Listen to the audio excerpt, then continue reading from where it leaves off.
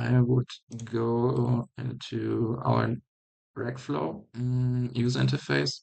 For this, inside of the repository, which is in the description of this video, you can find an additional text file which is named outboard.txt, which gives the LLM kind of knowledge base. So it gives the first direction about the topic on which the LLM should focus on.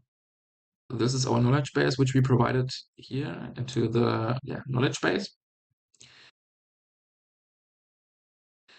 And with this done and uploaded and everything, we can now look into our chat.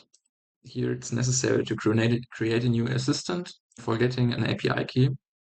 The API key you can find here on the chatbot API. Then you click on API key. But that's not what I want to show you currently. You would go here on edit. The knowledge base you need to choose here. And you also would be able to provide here some additional information for the prompt, as well as you can set the max tokens you want to use, as well as some different LLM settings like temperature or top P.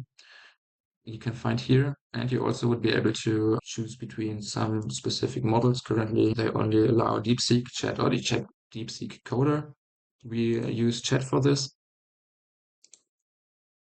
And yeah, this I wanted to show you before we go over to creating our last script, which is the Twitter poster.